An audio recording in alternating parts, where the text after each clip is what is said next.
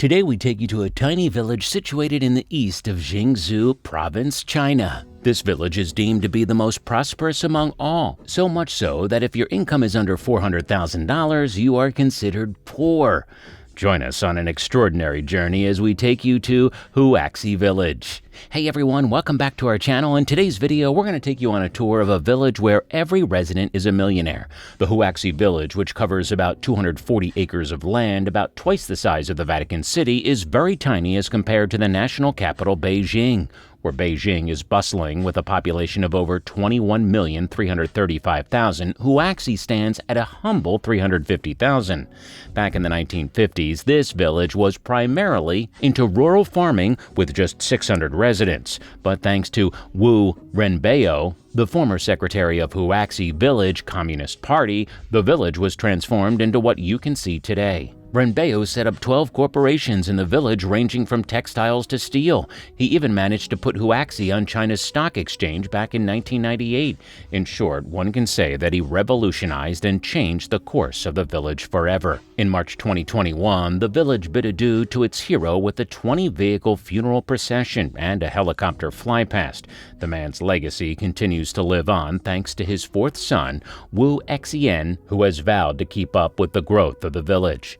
Today, there are roughly 2,000 registered residents in the city who enjoys privileges like living in villas, owning luxury cars, receiving universal health care and education, as well as free cooking oil.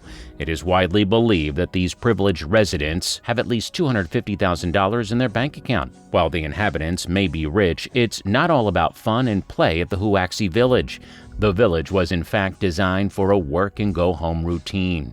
Roughly a third of the village's income comes from the iron and steel industry.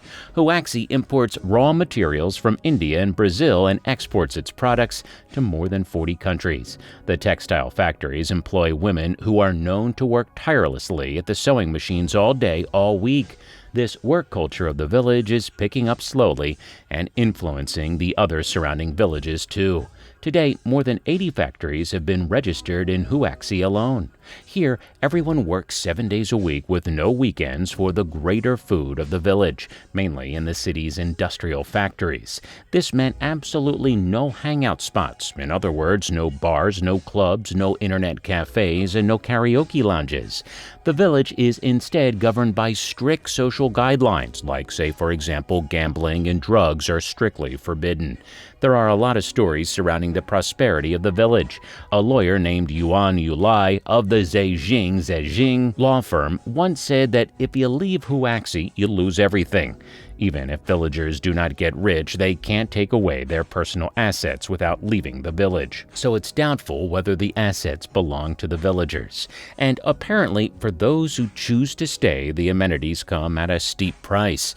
Although this might be true, we haven't seen anyone complain about it. Not all of the workers are residents. Tens of thousands of waiter-in and out-of-towners come to Huaxi for work. These migrating workers do not share the amazing luxuries Huaxi claims to offer its original residents. Huaxi is now looking beyond its steel and textile industries. The village hopes tourism will be the next booming industry. An estimated 2 million tourists visit this tiny Chinese village each year to experience the model socialist village for themselves. Let's now take a stroll around the village. You will notice that one is constantly reminded of where you are.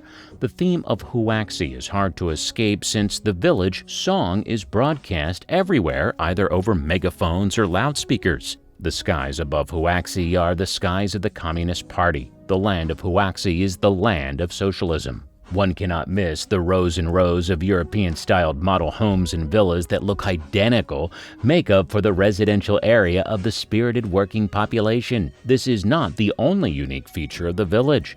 Since the 7-day work week doesn't allow the villagers much time for travel, Wu brought the world of Huaxi in the form of a world park.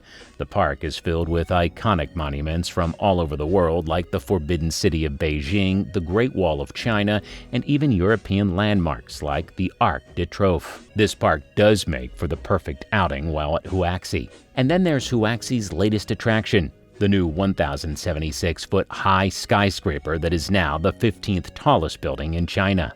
The 74-story Lanxi International Hotel cost the village $470 million to build and was created to celebrate the 50th anniversary of the village. Inside, the hotel is luxurious with gold details, marble columns, and magnificent city views. It even claims to have a solid gold bull that weighs a ton, seated in the 60th floor of the viewing room. The viewing room at the top of the hotel is just one more way Huaxi is trying to amp up tourism. This skyscraper will give us the edge, Wu told The Telegraph in 2011. No other village has one, and 3,000 people can work there. The next 5 years are critical, and we're going to go from village to city, and we absolutely agree with that statement. Of course, not all areas of the village are upscale. Outside of the fancy villas and apartment buildings, there is a run-down public park, a few rows of shops, and a market. There are also a few clothing stores, some low-budget restaurants, and a few noodle houses. What's strange is that in a village that brags about being the richest in China, very few stores cater to wealthy residents. We are sure that Huaxi might have piqued your interest. After all, it's not always that you find a village with so many rich inhabitants. Hey, if you enjoyed this video and you're up for a treat, coming up next is what it's like to be a billionaire in Monaco. Before that, please make sure to like, share, and subscribe to our channel for more, and thanks for watching.